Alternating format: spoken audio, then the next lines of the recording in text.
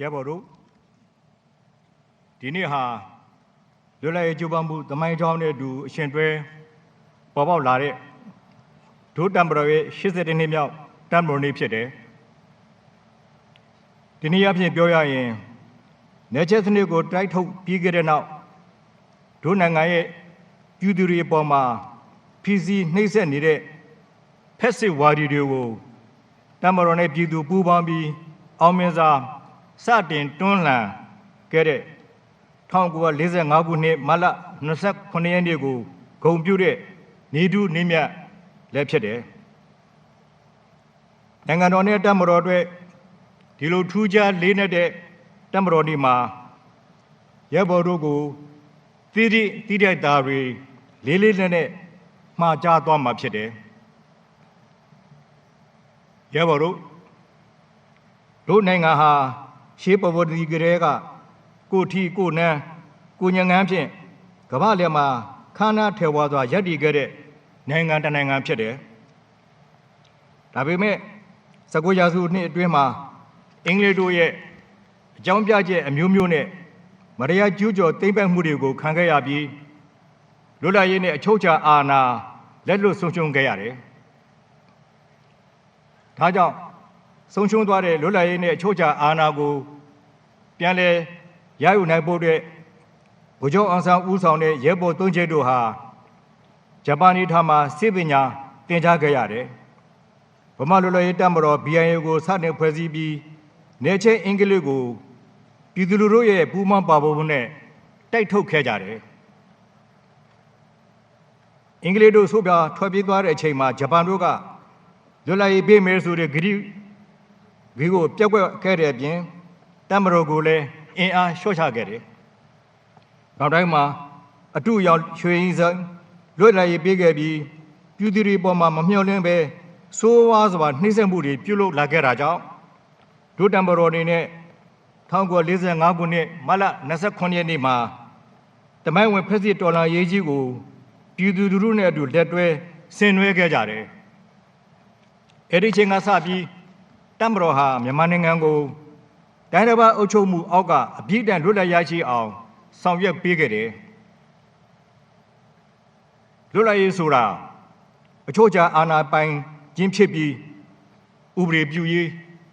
တရားစီရင်ရေးနဲ့အုပ်ချုပ်ရေးဆိုတဲ့အာဏာကြီး၃ရပ်ကိုနိုင်ငံသားတိုင်းကကိုယ်တိုင်းပြည်အခြေအနေနဲ့ကိုက်ညီအောင်လွတ်လပ်ဆုံးဖြတ်ပြဋ္ဌာန်းပြီးစီမံဆောင်ရွက်ပါမှုရှိမှုပဲဖြစ်တယ်။ဒါကြောင့်အသက်သွေးချွေးဆုံးရှုံးမှုပေါင်းများစွာနဲ့ရယူခဲ့ရတဲ့လွတ်လပ်ရေးနဲ့အချုပ်အခြာအာဏာကိုမပြောက်ပြဲရအောင်ထိန်းသိမ်းစောင့်ရှောက်ရမှာကဒို့တပ်မတော်သားတွေပါဝင်နိုင်ငံသားအားလုံးရဲ့မွေးရပါသမိုင်းပေးတာဝန်ဖြစ်ကြောင်းပြောကြားလိုတယ်။ရဲဘော်တို့ဒို့တပ်မတော်ဟာလွတ်လပ်ရေးပြည်ကအချိန်ကစပြီးနေချင်းအင်္ဂလိပ်တို့ရဲ့သွေးခွဲအုပ်ချုပ်မှုတွေကြောင့်တမိုင်းတလျှောက်စူးစီးနေထိုင်ခဲ့ကြတဲ့တိုင်းရင်းသားတွေရဲ့အထင်မြင်လွဲမှားမှုနိုင်ငံရေးအယူအဆကွဲပြားမှုနဲ့တိုင်းရင်းသားရေးတို့ကိုအခြေခံတဲ့ပြည်တွင်းတောင်းကျမှုတွေပေါ်ပေါက်လာပြီးပူနွေးနွေးရရှိထားတဲ့လွတ်လပ်ရေးနဲ့အချုပ်အခြာအာဏာကိုပြန်လည်မဆုံးရှုံးစေဖို့အတွက်ဗိုလ်ချုပ်ကြီးစမစ်တွန်းဗိုလ်ချုပ်ကြီးနေဝင်းဦးဆောင်တဲ့တပ်မတော်ဟာအသက်သွေးချွေးများစွာပေးဆက်ကာဝယ်ပေးခဲ့တယ်။အဲဒီလိုပြည်တွင်းရောင်စုံတောင်းကျသူတွေကိုနှင်းနေစေမှာပဲဒီပိုင်းနဲ့ပေါ်ပေါက်လာတဲ့တရုတ်ဖြူကွန်မန်တန်တွေနဲ့မူဂျာဟစ်ကလဆိုးတွေရဲ့ပြည်ပကျူးကျော်မှုအန်ဒီရတွေကိုလည်းဒို့တပ်မတော်ကစွန့်လွတ်စွန့်စားတဲ့စိတ်နဲ့ကာကွယ်နှင်းခဲ့ကြရတယ်။ဒါပြင်နိုင်ငံတော်ရဲ့အန်ဒီရကြီးမားတဲ့အရေးကိစ္စတွေနဲ့ကြုံတွေ့ရတဲ့အချိန်တိုင်းမှာတပ်မတော်တွေနဲ့မှန်ကန်တဲ့ရည်တည်ချက်မှန်ကန်တဲ့အမျိုးသားရေးခံယူချက်တို့နဲ့အတူနိုင်ငံတော်ကိုကာကွယ်စောင့်ရှောက်ပေးခဲ့တယ်။ဒါကြောင့်ဒို့တပ်မတော်အနေနဲ့ဒို့တာဝန်ရေးသုံးမောက်ကိုထွေးပါလာမဲ့အန်ဒီရတွေနဲ့ရင်ဆိုင်ကြုံတွေ့ရတဲ့နိုင်ငံတော်နဲ့ပြည်သူတွေရဲ့ရှေ့ကနေမရပ်တည်ကာကွယ်ပေးခဲ့သလိုနောက်အနာဂတ်ကာလမှာလည်းဆက်လက်ကာကွယ်စောင့်ရှောက်သွားမှာဖြစ်ကြောင်းပြောကြားလိုတယ်။ရဲဘော်တို့နိုင်ငံဟာ လွတ်လပ်ရေးမဆုံးရှုံးနေကာလကဘုရင်နိုင်ငံတစ်ဖြစ်ရပ်တည်လာခဲ့ကြပေမဲ့လွတ်လပ်ရရှိပြီးနောက်ပိုင်းမှာတော့ပါလီမန်ဒီမိုကရေစီစနစ်အပါအဝင်ပုံစံအမျိုးမျိုးနဲ့တိုင်းပြည်ကိုတည်ဆောက်ခဲ့ကြတယ်။ဆိုရှယ်လစ်စနစ်နဲ့တိုင်းပြည်ကိုခိုင်မာတဲ့ပြည်တော်စုနိုင်ငံကြီးအဖြစ်တည်ဆောက်နေခဲ့တဲ့အချိန်မှာလည်းအချို့သောအားနည်းချက်တွေပြည်တွင်းပြည်ပကသွေးတို့တွန်းဆောင်မှုတွေကြောင့်စူပူမှုအရေးခေးများနဲ့ကြုံတွေ့လာရပြီး1988ခုနှစ်မှာတပ်မတော်ကနိုင်ငံတော်တာဝန်ရရကိုရယူခဲ့ရတယ်။အဲ့ဒီချိန်ကစပြီးဗိုလ်ချုပ်မှုကြီးစောမောင်ဗိုလ်ချုပ်မှုကြီးတန်းရွှေဦးဆောင်တဲ့တပ်မတော်ဟာအနာဂတ်နိုင်ငံတော်တည်ဆောက်ရေးအတွက်လိုအပ်တဲ့နိုင်ငံရေးစီးပွားရေးလူမှုရေးအခြေခံအုတ်မြစ်တွေကိုချမှတ်ဖော်ဆောင်ပေးခဲ့တယ်လို့ပြည်သူများလိုလားတောင်းတတဲ့ပါတီစုဒီမိုကရေစီအုပ်ချုပ်ရေးစနစ်နဲ့ဈေးကွက်စီးပွားရေးတို့ကိုဖော်ဆောင်ဖို့မရှိမဖြစ်လိုအပ်တဲ့ဖွဲ့စည်းပုံအခြေခံဥပဒေကိုလည်းရေးဆွဲပြဋ္ဌာန်းခဲ့တယ်။ရဲဘော်တို့တပ်မတော်ဟာဖွဲ့စည်းပုံအခြေခံဥပဒေ2008နဲ့အညီ2020ပြည့်နှစ်မှာပါတီစုဒီမိုကရေစီထွေထွေရွေးကောက်ပွဲကြီးကျင်းပပြီးပြည်သူများလိုလားတောင်းတတဲ့ဒီမိုကရေစီစနစ်ကိုငြင်းသာငြိမ်းချမ်းစွာကူးပြောင်းနိုင်ရေးဦးစီးဆောင်ရွက်ပေးနိုင်ခဲ့တယ်။ဒါပေမဲ့2020ပြည့်နှစ်ရွေးကောက်ပွဲမှာ NLD အစိုးရရဲ့ဆိုးရွားစွာပြုလုပ်ခဲ့တဲ့မဲမတမာမှုတွေကြောင့်ရွေးကောက်ခံကိုယ်စားလှယ်ဒီဟာဘလို့မှတရားဝင်ရည်တည်နိုင်မှုမရှိတဲ့အတွက်ဒို့တပ်မတော်အနေနဲ့2021ခုနှစ်ဖေဖော်ဝါရီလ1ရက်နေ့မှာဖွဲ့စည်းပုံအခြေခံဥပဒေနဲ့ညီနိုင်ငံတော်ကိုခေတ္တရယူထိန်းသိမ်းခဲ့ရတယ်။ဒီလိုထိန်းသိမ်းခဲ့ရခြင်းဟာတပ်မတော်နဲ့ပြည်သူများလိုလားတောင်းတတဲ့ပါတီစုဒီမိုကရေစီစနစ်ကိုကာကွယ်ဆောက်ရှောက်ပေးရမယ်တာဝန်ရဆောင်ရွက်ခဲ့ရခြင်းသာဖြစ်တယ်။လက်ရှိချိန်မှာဒို့တပ်မတော်နဲ့ပေးထားတဲ့ဂရိအတိုင်းရွေးကောက်ပွဲကိုအောင်မြင်စွာကျင်းပခဲ့ပြီးဖြစ်လို့ဒို့တပ်မတော်နဲ့ပါတီစုဒီမိုကရေစီစနစ်ရှင်သန်ခိုင်မာစေရေးအတွက်ရွေးကောက်ပွဲကတဆင့်အသစ်ပေါ်ထွန်းလာမယ့်အစိုးရအသစ်ကိုအထောက်အကူပြုဆောင်ရွက်သွားမှာဖြစ်ကြောင်းပြောကြလိုတယ်။ရဲဘော်တို့နိုင်ငံတကာရဲ့ဖွဲ့စည်းပုံအခြေခံဥပဒေဆိုတာအဲ့ဒီနိုင်ငံရဲ့ရေရှည်အကျိုးစီးပွားကိုဖော်ဆောင်နိုင်ဖို့အတွက်ဖြစ်ထိုက်ဒါတွေကိုဥတည်ရေးဆွဲပြီးပြဋ္ဌာန်းရတဲ့ပြည်မဥပဒေရဖြစ်တယ်။အထူးသဖြင့်နိုင်ငံတကာရဲ့ပေါ်ပေါ်လာပုံဒါမှမဟုတ်နောက်ခံအနေအထားလူမျိုးရေးဘာသာရေးနိုင်ငံရေးစီးပွားရေးနဲ့အခြားအခြေခံအချက်အလက်တွေကိုမူတည်ပြီးဖွဲ့စည်းပုံအခြေခံဥပဒေကိုရေးဆွဲပြဋ္ဌာန်းရတာဖြစ်တယ်။ဒုနိုင်ငံရဲ့ဖွဲ့စည်းပုံအခြေခံဥပဒေ2008ခုနှစ်မှာလည်းတပ်မတော်ရဲ့အခမ်းကဏ္ဍများကိုထည့်သွင်းဖော်ပြထားတာဖွဲ့စည်းပုံအခြေခံဥပဒေကိုကာကွယ်စောင့်ရှောက်ဖို့တပ်မတော်ကိုတာဝန်ပေးထားတာတွေဟာအတိတ်သမိုင်းစဉ်မှာကြုံတွေ့ခဲ့ရတဲ့အာဏာချက်တွေကိုသင်ခန်းစာဖော်ထုတ်ပြီးဒုနိုင်ငံရဲ့ဗဂရိအရှိတရားအရမဖြစ်မနေလိုအပ်လို့ထည့်သွင်းပြဋ္ဌာန်းထားတာဖြစ်တယ်။ဒါပြင်နိုင်ငံတော်ရဲ့အမျိုးသားနိုင်ငံရေးဦးဆောင်မှုအခမ်းကဏ္ဍတွင်တပ်မတော်ကပါဝင်ဆောင်ရွက်နိုင်ရေးကိုအစဉ်တစိုက်ဦးတည်သည်ဆိုတဲ့အချက်ကိုထည့်သွင်းပြဋ္ဌာန်းထားခြင်းဟာလည်းအစိုးမြင်ဝါဒီများလှုံ့ဆော်နေသလိုတပ်မတော်ဟာနိုင်ငံရေးကိုဦးဆောင်နေခြင်းမဟုတ်ပဲနိုင်ငံအရေးအတွက်အမျိုးသားနိုင်ငံရေးဦးဆောင်မှုအခမ်းကဏ္ဍမှာဒုနိုင်ငံရဲ့လိုအပ်ချက်အရတပ်မတော်တွေနဲ့ပူးပေါင်းပါဝင်ဆောင်ရွက်နိုင်ဖို့ပြဋ္ဌာန်းထားခြင်းဖြစ်တယ်ဆိုတာကိုရဲဘော်တို့တွေနဲ့သိရှိနားလည်ထားကြမှာဖြစ်တယ်။အမျိုးသားနိုင်ငံရေးဆိုတာလွတ်လပ်ရေးနဲ့အချုပ်အခြာအာဏာတည်တဲ့ခိုင်မြဲရေးအတွက်အဓိကမန်တိုင်ဖြစ်တဲ့ပြည်တော်စုမပြိုကွဲရေးတိုင်းရင်းသားစီးတုံးညမှုမပြိုကွဲရေးအချုပ်အခြာအာဏာတည်တဲ့ခိုင်မြဲရေးဆိုတဲ့ဒုတာဝန်ရေးသုံးပါအပေါ်မှာအခြေခံပြီးနိုင်ငံတော်နဲ့နိုင်ငံသားတို့ရဲ့အကျိုးစီးပွားကိုအစဉ်ရှေ့ရှုဖော်ဆောင်ဖို့ရည်ရွယ်တဲ့ထာဝရတည်မြဲတဲ့နိုင်ငံရေးပဲဖြစ်တယ်။လွတ်လပ်ရေးနဲ့တူပေါက်ဖွားလာတဲ့ဒုတပ်မတော်ရဲ့ခေတ်ဆက်ဆက်အမျိုးသားနိုင်ငံရေးတာဝန်ထမ်းဆောင်မှုဟာတမန်မေးတာဝန်ဖြစ်တဲ့ဒုတာဝန်ရေးသုံးပါကိုကာကွယ်ရန်ပဲဖြစ်တယ်။ဒါကြောင့်ဒုတပ်မတော်တွေနဲ့ဖွဲ့စည်းပုံအခြေခံဥပဒေပါပြဋ္ဌာန်းချက်များနဲ့ညီနိုင်ငံတော်နဲ့နိုင်ငံသားများရဲ့အကျိုးကိုဆက်လက်ဆောင်ရွက်သွားမှာဖြစ်ကြောင်းပြောကြားလိုတယ်။ ရပါလို့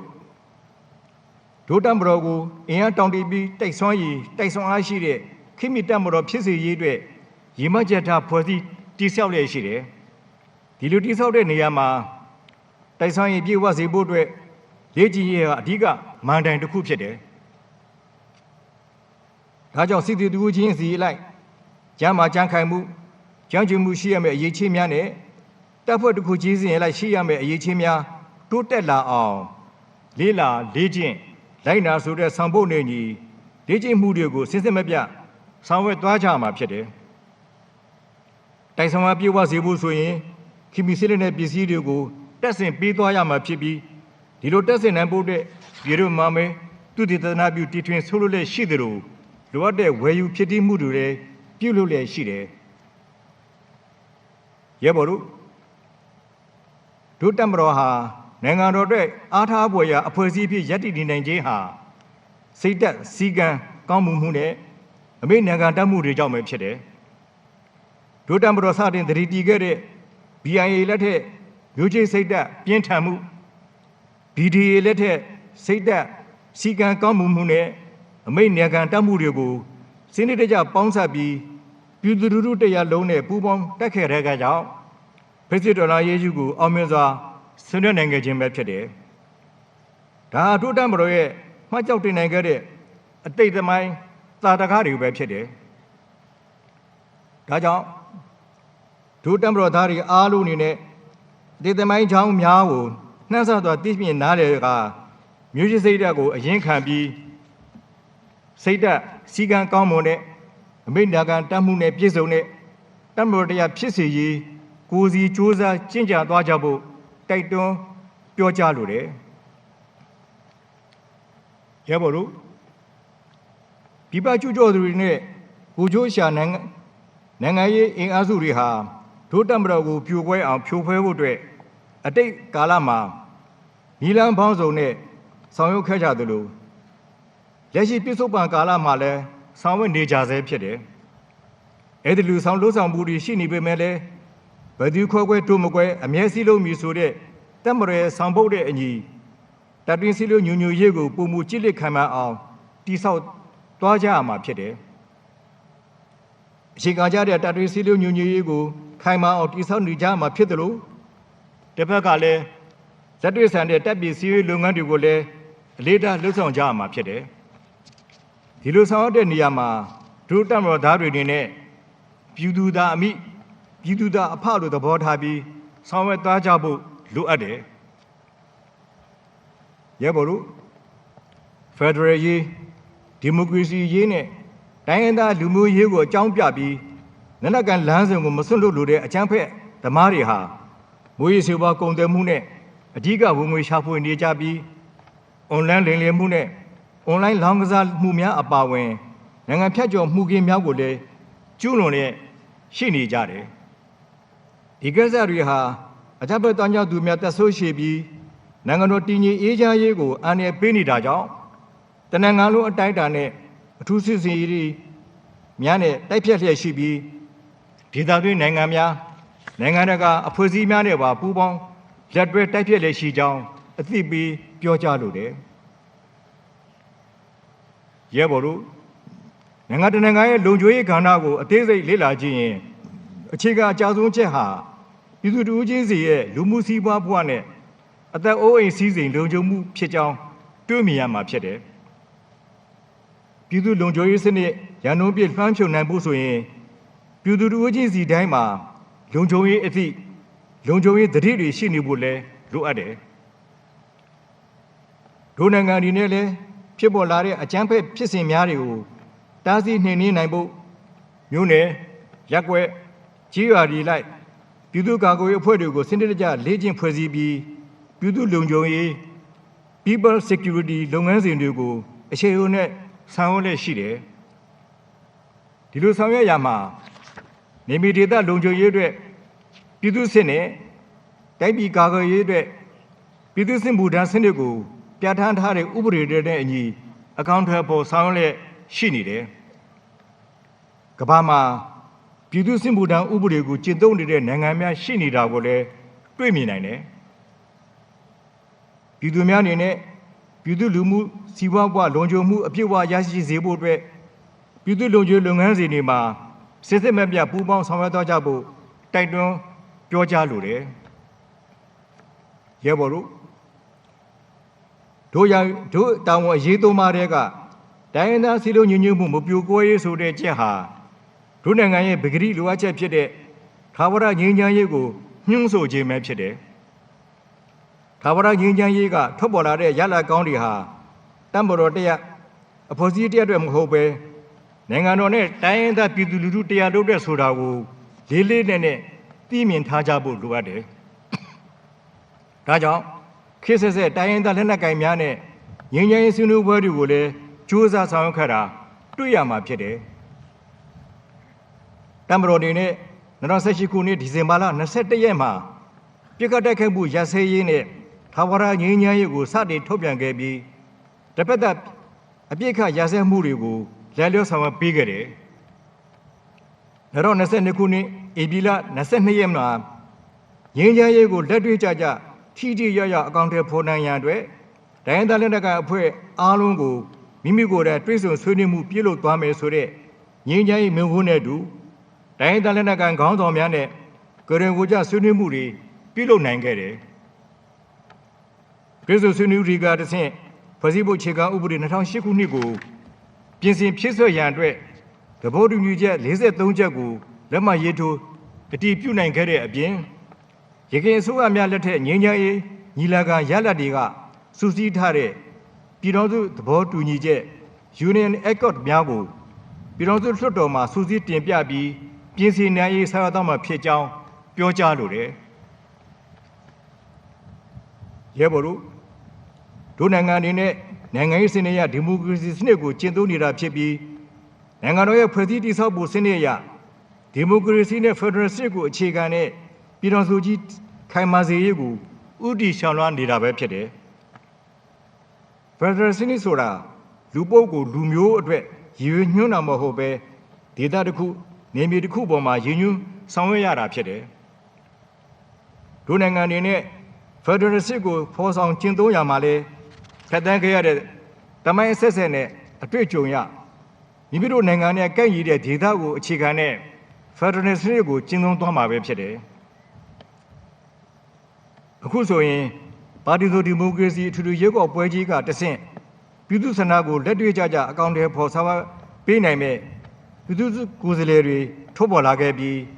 လွှတ်တော်အသီးသီးရဲ့အစည်းအဝေးများစတင်ကျင်းပနေပြီဖြစ်တယ်။ပြည်သူ့တူဦးချင်းစီကစက္ကလုတ်နှိပ်ပေးခဲ့ကြတဲ့မဲတမဲစီဟာပြည်သူ့တူဦးချင်းစီရဲ့အုံနှောက်နဲ့နှလုံးသားများဖြစ်လို့ထုတ်ပေါ်လာခဲ့တဲ့ပြည်သူ့ကိုယ်စားလှယ်တွေဟာလည်းနိုင်ငံရေးကိုအမျှော်မြင်ရှိတစ္ဆာရှိနဲ့အလေးနဲ့ထားကြိုးပမ်းထိုင်ဝဲသွားကြဖို့လိုအပ်မှာပဲဖြစ်တယ်။မြို့သားကာကွယ်ရေးနဲ့လုံခြုံရေးကောင်စီအနေနဲ့လည်းခိုင်မာတဲ့အစိုးရတရပေါ်ပေါက်ပြီးနိုင်ငံရေးခီးလမ်းမှာခိုင်မာရှောင်လွှမ်းနိုင်တဲ့အထိဆောင်ရွက်ပေးတော့မှာဖြစ်တယ်လို့တမ္ပတော်အနေနဲ့လည်းနိုင်ငံရေးအတွက်အမြဲအသင့်ရှိနေမှာဖြစ်ကြောင်းပြောကြားလိုတယ်။ရဲဘော်တို့ညီကိုရုံအနေနဲ့မှားကြားလိုတာကတော့တို့တမ္ပတော်ဟာခေတ်ဆက်ဆက်နိုင်ငံတော်နဲ့ပြည်သူလူထုအကျိုးကိုဥထိပ်ထားတာဝန်ထမ်းဆောင်ခဲ့တယ်။လက်ရှိကာလမှာလည်းပြည်သူသားအမိပြည်သူသားအဖဆိုတဲ့ခံယူချက်နဲ့နိုင်ငံနဲ့ပြည်သူအကျိုးကိုကာကွယ်လျက်ရှိနေတယ်။နောက်မှလည်းပြည်သူကအားကိုးရတဲ့နိုင်ငံတော်ကအားထားရတဲ့ခေတ်မီမျိုးချစ်တမ္ပတော်အဖြစ်ခိုင်မာရပ်တည်သွားကြပါစို့လို့ပြောကြရင်ညီကုန်းချုပ်လိုက်တယ်။